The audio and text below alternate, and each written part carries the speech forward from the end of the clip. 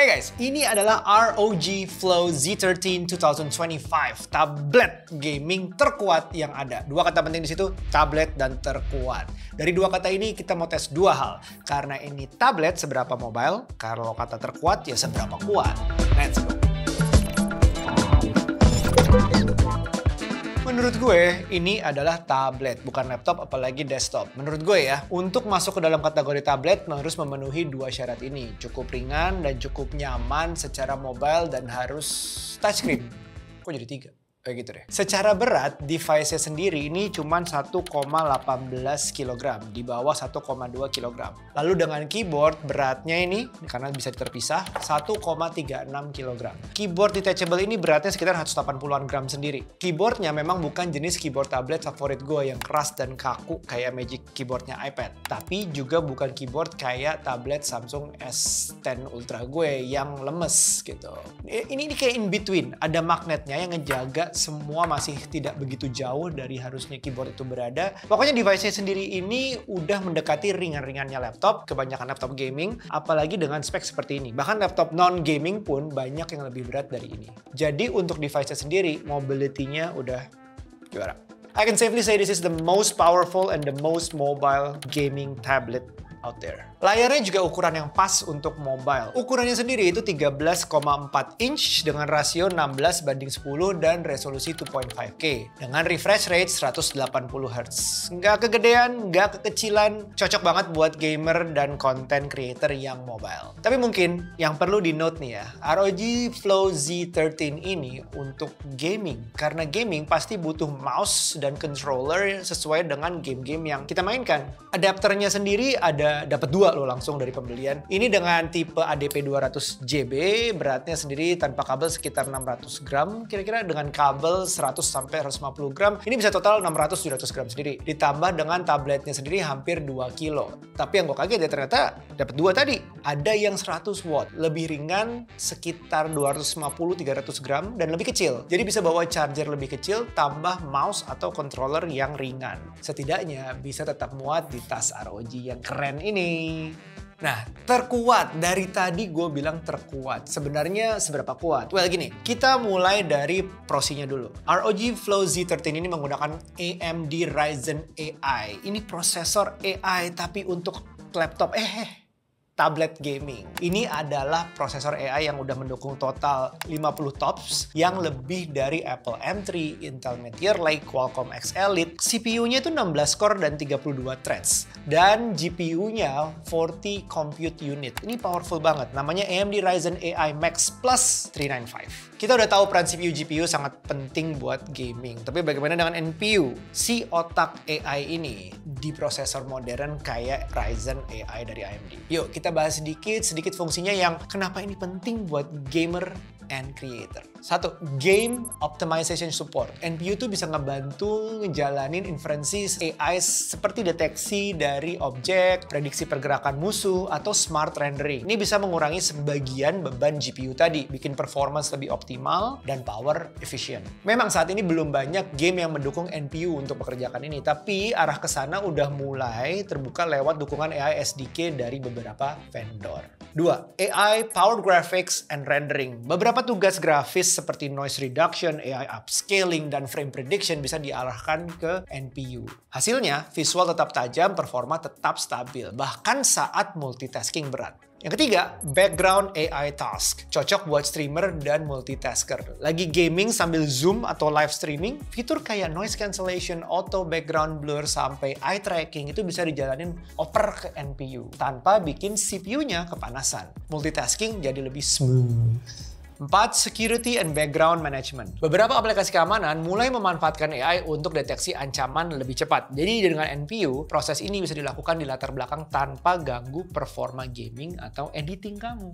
5. Generative AI on device. Nah, NPU tuh ngebantu banget dalam menjalankan model generatif. Entah ini untuk bikin gambar AI, teks, suara, bahkan video. Nah, misalnya nih ya, gue cobain Amuse AI. Jadi itu kayak mirip Midjourney, tapi lebih ringan. Bisa bantu banget buat kreator ngide visual. Dan yang seru lagi, LM Studio. Aplikasi lokal AI yang bisa jalanin model LLM besar kayak Google Gemma langsung di laptop ini tanpa internet. Ini besar ya, ukurannya 17 GB bisa di-download dulu. Tapi kalau udah, kita tuh kayak punya AI chatbot sendiri yang bisa berjalan di laptopnya, tabletnya, secara offline. Ini mungkin banget kejadian karena pakai AMD Ryzen AI Max Plus 395 tadi.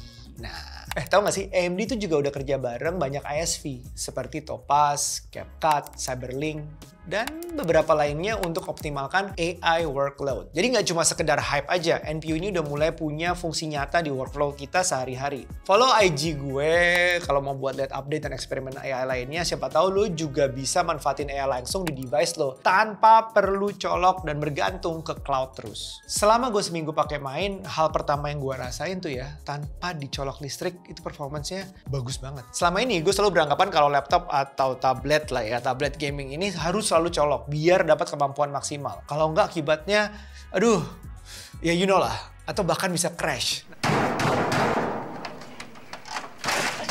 Nah ini main Spider-Man, kok masih kuat? Suhunya masih masuk akal, nggak jauh beda di saat pakai power. Jadi main secara mobile pun capable banget. Dan ini ternyata VRAM-nya bisa di-set sampai 32 GB dengan fitur variable graphics memory dari AMD. Gue main Spider-Man, Cyberpunk, Counter-Strike, Football Manager, nggak ada masalah. It's considerably amazing for tablets. Nah, it's more than just gaming. Nah, AI itu membantu kegiatan banyak content creator. Contoh, misalnya kita meeting dengan klien atau streaming game dengan segala aktivitas yang berhubungan dengan kamera. Ryzen AI berperan saat kita menggunakan, you know that, Windows Studio Effects. Nah, itu juga ada lagi contoh lain, pembuatan caption saat kita membuat video di Adobe Premiere atau CapCut. Tuh AI itu ngebantu juga. And speaking of editing, editor gua yang canggih bet dan muda ini, mau ngomong nih, sambil ngetes ngedit di ROG Flow Z13. Waktu dan tempat saya persilahkan.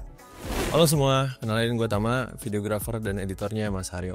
Di sini gue mau ngejelasin pengalaman gue ngedit di laptop ROG Flow Z13.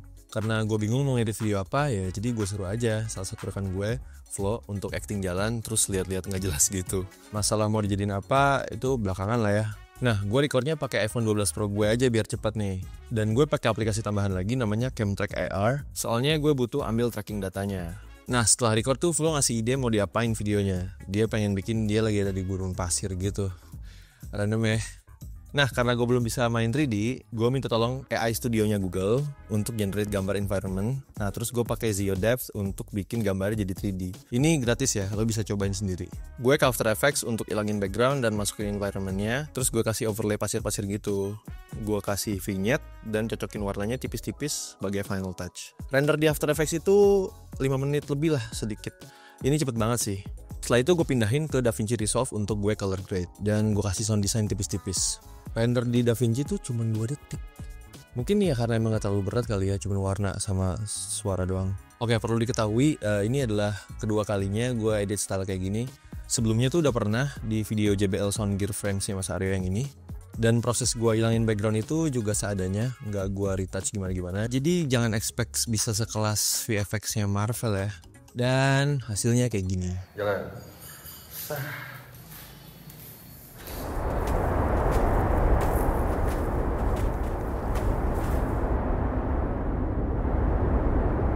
Nah, itu dia. Gimana? Gue sih ngeliatnya gerah ya. Di gurun pasir kok pakai jaket. Tapi for the sake of this video, ya udahlah ya. Anyway, back to Mas Haryo. So guys, emang seperti yang kebanyakan content creator tuh paham, untuk ngejar power, pasti kebanyakan dari kita ngejarnya laptop gaming. Nah, challenge-nya untuk content creator yang mobile, laptop gaming itu kebanyakan itu berat dan besar. Nah, bagi gue, ini solusinya, tablet gaming. 1,2-1,3 kilo, layarnya itu 13,4 inci, powernya gede banget, AI pula dengan AMD Ryzen AI Max Plus 395. Wah. Satu lagi, kenapa harus beli AMD AI PC? Karena bisa offline AI tadi. Ini penting buat yang nggak mau datanya lari kemana-mana, tapi sambil tetap menikmati performance yang real time. LM Studio tadi juga ngebantu menghemat di subscription fee ke cloud-based AI. Hal ini semua tuh future-proof banget. It's a really smart and adaptive experience. So, this is my daily driver now.